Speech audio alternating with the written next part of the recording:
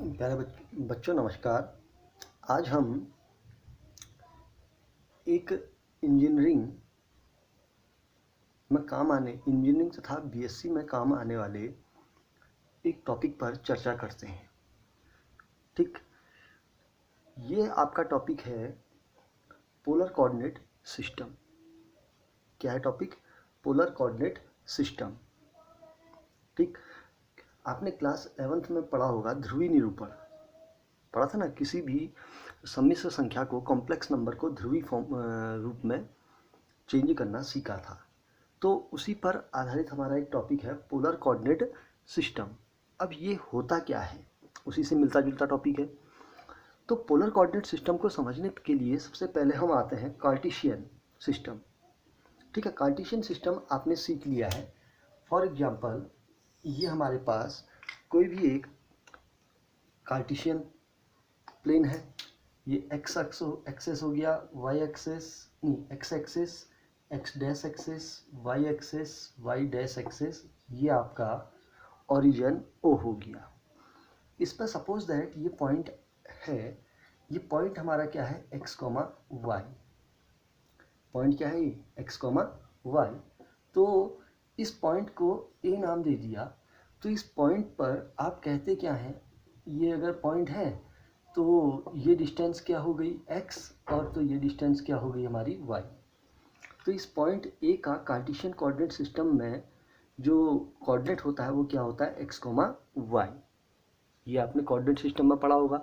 तो अब हमारे पास जो चल रहा है वो टॉपिक है पोलर कोऑर्डिनेट सिस्टम। अभी पोलर कोऑर्डिनेट सिस्टम में होता क्या है एक बार देखते हैं, क्योंकि अब इसमें x और y नहीं आएंगे, पोलर फॉर्म में आएगा। ठीक है, तो पोलर कोऑर्डिनेट सिस्टम में हुआ क्या? आपके पास सपोज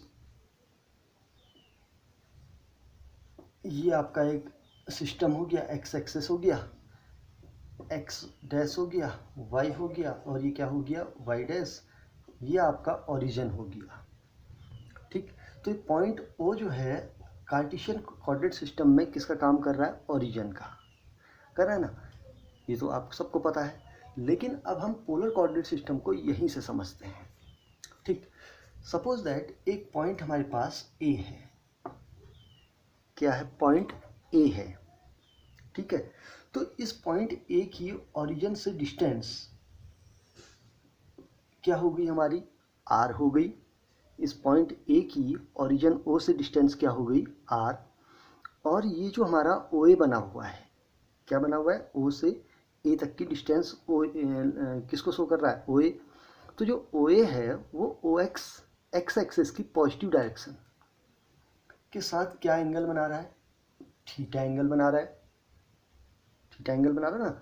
तो यहाँ पर ये आर और थीटा किसको रिप्रेजेंट कर रहे हैं? ए को। इसकी ओरिजिन से डिस्टेंस और एक्स एक्सिस की पॉजिटिव डायरेक्शन के साथ जो एंगल बना हुआ है वो किसको रिप्रेजेंट करेगा? आर कॉमा थीटा करेगा। तो इसका मतलब जो पॉइंट ए है उसका पोलर कोऑर्डिनेट सिस्टम में कोऑर्डिनेट क्या हो जाएगा? R comma theta.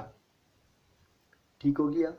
ये हमारा पोलर कोऑर्डिनेट सिस्टम के क्या है? कोऑर्डिनेट्स हैं, आर और थीटा। आर क्या क्या रिप्रेजेंट करेगा?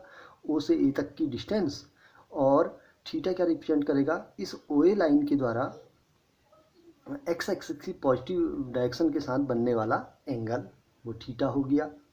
ठीक, अब देखो इसको हम कहते क्या हैं? देखिए, अब यहाँ पर हमारा एक पॉइंट फिक्स था। कौन सा पॉइंट फिक्स था? ओ, ओरिजिन था ना कार्टेशियन में। अब in polar coordinate system the point O, the fixed point is called pole. ये जो पॉइंट ओ बन गया ये हमारा क्या बन जाएगा? यहाँ पर क्या बन जाएगा? पोल बन जाएगा। बन जाएगा। अब इसको लिखते भी हैं, थोड़ा सा समझ लेते हैं। ठीक है, let O be the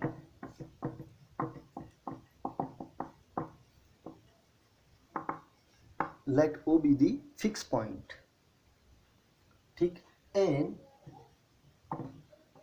O X, देखिए ओ एक्स दिख रहा है ना आपको।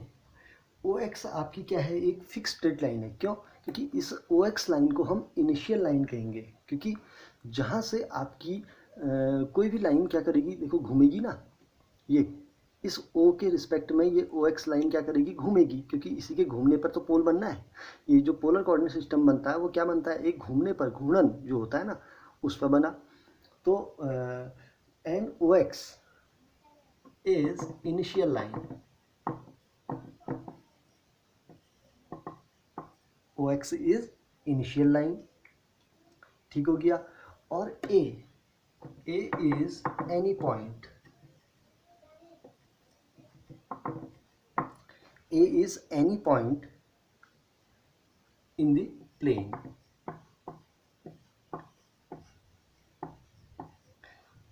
A is any point in the plane, ठीक हो गया। अब आपने O से A को क्या कर दिया, मिला दिया ना। तो जो आपके O से P तक की डिस्टेंस हो गई वो क्या हो गई, O से लेकर के कहाँ तक की हो, A तक की। The distance of OA equal क्या हो गया, R हो गया। एंड एंगल AOX इक्वल क्या हो गया, थीटा, ठीक है। इस OA लाइन के द्वारा एक्स एक्स की पॉजिटिव डायरेक्शन के साथ जो बनने वाला एंगल है वो क्या हो गया, थीटा हो गया, ठीक हो गया। अब मेन चीज है, तो जो पॉइंट A है उसका कोऑर्डिनेट क्या बन जाएगा, सो इन पोलर सिस्टम रहते हैं, so in polar system the coordinate, so in polar system the coordinate, so in polar system the coordinate of point A is क्या होगा, r कॉमा थीटा, ठीक हो गया। तो जो पॉइंट A था उसका इन पोलर सिस्टम में कोऑर्डिनेट पॉइंट A का क्या हो जाएगा, r कॉमा थीटा, ठीक हो गया। ये पोलर कोऑर्डिनेट सिस्टम में इसके कोऑर्डिनेट हो गए, ठीक। अब इसमें मेन चीज़ आई, आर को हम ये ओ को हम कहते क्या है, देखो जैसे हम उसमें कहते हैं ना कार्टेशियन सिस्टम में ओ क्या होता है, ओरिजिन होता है, जिसको आप मूल बिंदु कहते थे। अब इन पोलर कोऑर्डिनेट सिस्टम में ओ का नाम ओरिजिन नहीं कहेंगे, इसको हम यहाँ पर क्या कहेंगे, the point, the fixed point O is called, the fixed point O is called pole, यहाँ पर लिख देते हैं O is called, the fixed point O is called pole। सबसे इम्पोर्टेंट इसमें क्या होता है, देखो पोलर सिस्टम में हमेशा एक पोल होता है जिसको आप हिंदी में कहते हैं ध्रुव।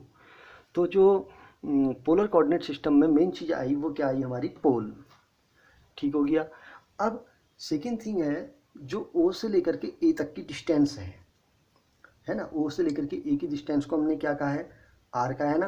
तो R हमारा क्या हो जाएगा, रेडियस वेक्टर कहलाएगा, क्या कहलाएगा, R कॉमा R इज, सीधे इक्वल करके लिख देते हैं, ठीक है। R इक्वल क्या हो जाएगा, RADIUS, radius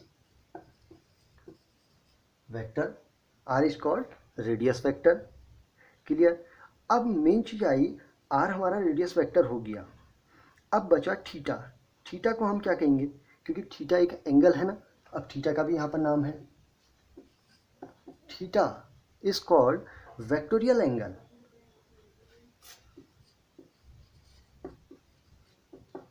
vectorial angle, theta को हम यहाँ पर क्या कहेंगे, वेक्टोरियल एंगल कहेंगे, ठीक। तो पोलर सिस्टम में हमारे मेन जो चीज़ें होती हैं वो क्या होती है, आर और थीटा।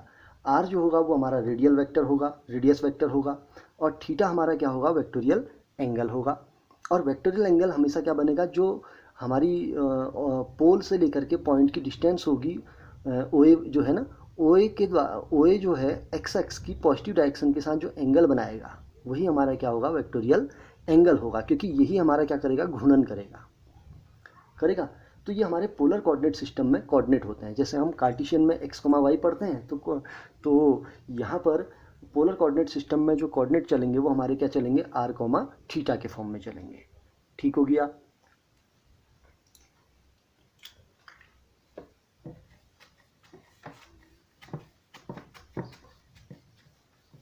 अब हम एक इम्पोर्टेंट टॉपिक और इसमें चलते हैं, जो आपने क्लास 11th में भी पढ़ लिया है। तो सबसे वो इम्पोर्टेंट चीज़ है Cartesian polar transformation.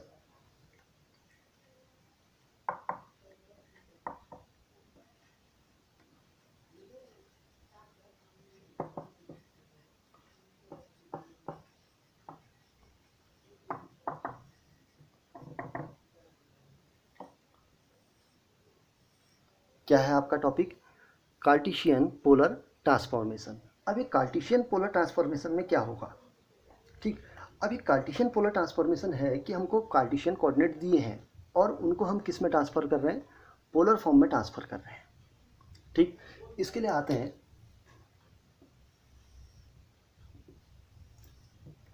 X axis, Y axis, नहीं, X axis, X dash axis, Y axis, Y dash axis, ये ओरिजिन हो गया। ठीक है, अब यहाँ पर सपोज दैट हमारे पास एक पॉइंट है ए, है नहीं।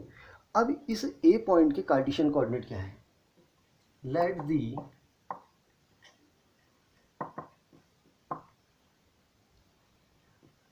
Cartesian coordinate of point A is x, y। देखिए पॉइंट ए दिया हुआ है, इस पॉइंट ए के कार्टेशियन कोऑर्डिनेट क्या है हमारे? x, y। इट मीन्स ये जो पॉइंट ए है इसकी ये डिस्टेंस क्या हो जाएगी हमारी? x, और ये डिस्टेंस क्या हो जाएगी? y। तभी ये पॉइंट ए का कोऑर्डिनेट क्या बन जाएगा? x, y। ठीक हो गया। And the polar coordinate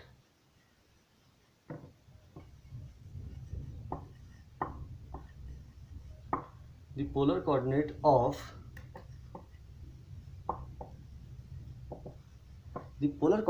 that point is r, theta.